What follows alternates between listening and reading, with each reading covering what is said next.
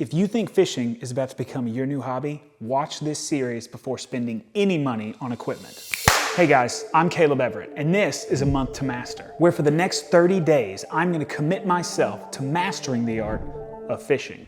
Okay, I fished before in my life. I would say it's in the same vein as most people. Things like family vacations, trips to the lake. I get the basic understanding of how to fish, and I would definitely say I know a little bit. Here's a list of things I think I know without doing any research, just off the top of my head. The best time to fish is at dusk and dawn. Worms make good bait. Spring is normally the best time to fish, I think. That's probably it. I have no real clue on how to properly tie a hook, no clue on the proper lures to use, not sure what kind of bait goes with what fish, the correct weights to use, if that's a thing. I don't know. I don't even truly know how to cast certain types of rods and reels, or I guess just reels. Again, these are things I'm gonna learn. What I'm saying is the next 30 days are gonna be rough, but I'm gonna do it. Okay, so how to master this in 30 days? Or I guess the real question is, can I master this in 30 days? Well, that's tough because there's so many different types of fish species and different places to fish. Again, limited knowledge. But I do know that fishing in a pond is gonna be vastly different than fishing in the open ocean. At least, I think. I'm pretty sure it is. So with that being said, I am gonna stick to the rivers and lakes that I'm used to. Is that accidental, or were you trying to quote TLC on purpose? I'm located smack dab in the middle of the United States in Oklahoma. And in Oklahoma, we have quite a few different fish species. Bass, catfish, crappie, paddlefish. With it being so varied and with there being so many different nuances, I'm gonna stick to one specific kind of species and maybe one or two attempts at a different species. Also, my goal with fishing isn't necessarily to be a master at fishing a certain type of species. I don't wanna become like the bass master. More so just mastering the overall technique that would translate to different facets in different fishing scenarios. Basically, I'm gonna be mastering the many things you would do while fishing. So every day for at least an hour, it is my mission to study fishing. These primarily being tying a hook to perfection, learning how to cast to perfection, rethreading a reel to, you get it. Ultimately, by the end of the 30 days, I wanna be so well versed that I could go on a fishing trip and be proficient with any level of fisherman. Okay, so let's talk about what you're gonna need and approximately how much it's gonna cost you. Obviously, you're gonna need a rod and reel. Now, I am very fortunate. I actually had most of these donated to me from my father. I know, very lucky. We need a rod and reel. We also need a fishing line.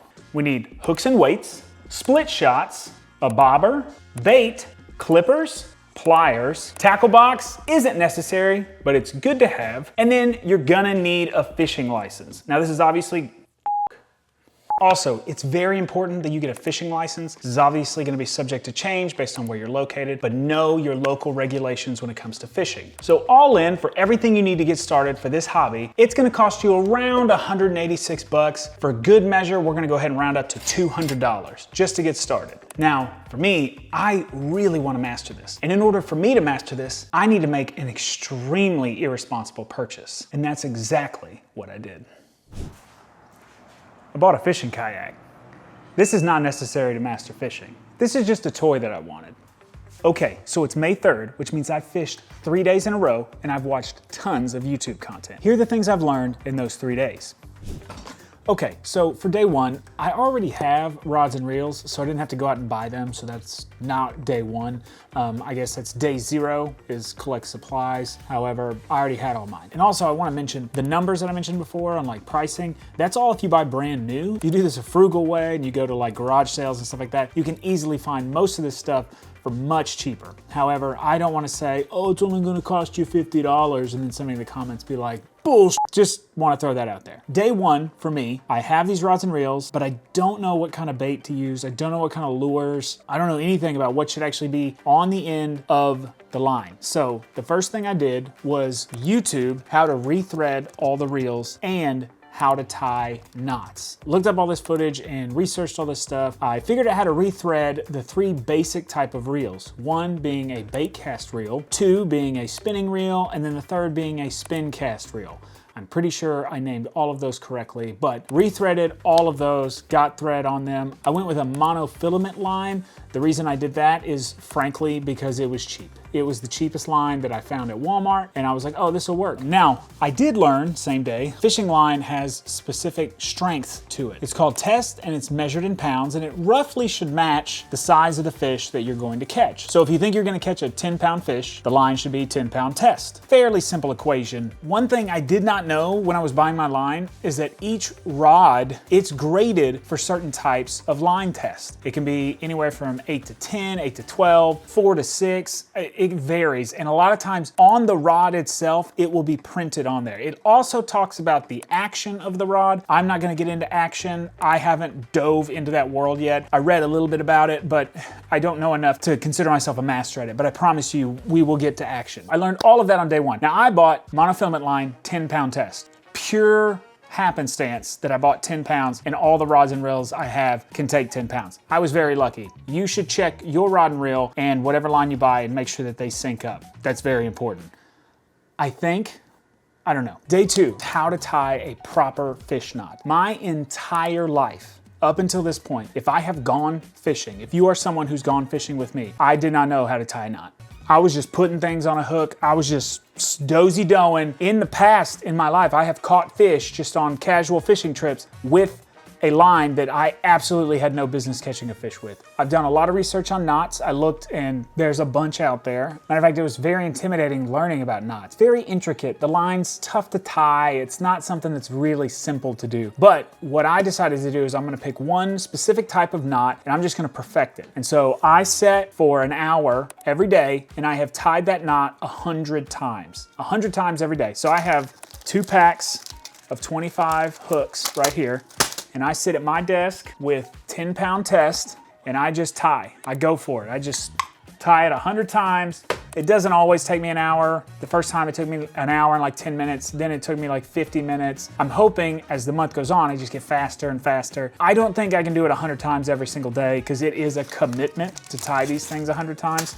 But I want to get this knot down. And the knot that I chose was the improved clinch knot. I watched a lot of videos on a bunch of different knots, like the Shindo knot, probably said that wrong, the Berkeley braid knot, the Fish and Fool knot, a lot of ones out there. For me, the clinch knot was hands down the easiest. However, upon researching, the clinch knot is not the most efficient knot there is, and so then I found the improved clinch knot, which is more efficient. So if you have a 10-pound test and you're using the clinch knot, and the clinch knot's only efficient for say 80%, that means that if it's 10-pound test, you're really only efficient for 8 pounds. Whereas with the improved clinch knot, it's good for 100%. So 10 pounds equates to 10 pounds. Also, and I cannot stress this enough, it was just the easiest knot for me to tie. I tried all those different knots, and the improved clinch knot I could do much faster. And so for me, if I'm out on the water, or if I'm on a shoreline or something like that, and I'm fishing and I just need to tie up a knot, I'm gonna go to the one that I can do really quickly. Now granted, if I practice an hour a day on all these knots, tied them 100 times, whatever, yes, I probably get a lot more efficient with them. But for me, I'm just gonna go with what's easy. You know, I don't fear the man that's practiced 10,000 kicks. I fear the man that's practiced the same kick 10,000 times. Day 3, researching lures. What type of lures do I need to use? So I'm bass fishing.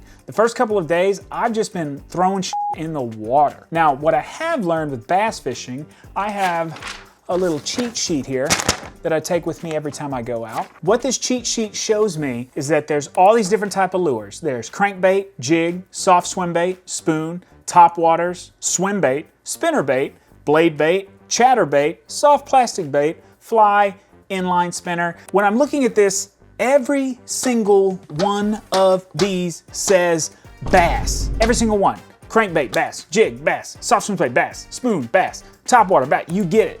They all say bass. So what I've kind of learned is that if you just throw the kitchen sink and it's bedazzled in the water with a hook, you have a chance of catching a bass. That should be great, but what I've learned is that that's not the case. It depends on the type of water that you're fishing, whether it's clear water and sunny, or dirty water and sunny, clear water and overcast, dirty water, and there's a lot of variables that go into play. Depends on the depth of the water. So if you're using a crankbait, if it has a long nose on it, it can swim much deeper. If you want to fish top water, obviously it's going to scale across the top. It just kind of depends on the time of day, the variables of the water and the weather and things like that. So there's a lot of variables that go into this. Again, I'm just now getting into lure type, so I'm going to dive into this even more. I'm going to do everything I can to really master these, and I want to be able to go out, and if somebody's like, oh man, it's sunny and the water's dirty, what kind of lure should I use?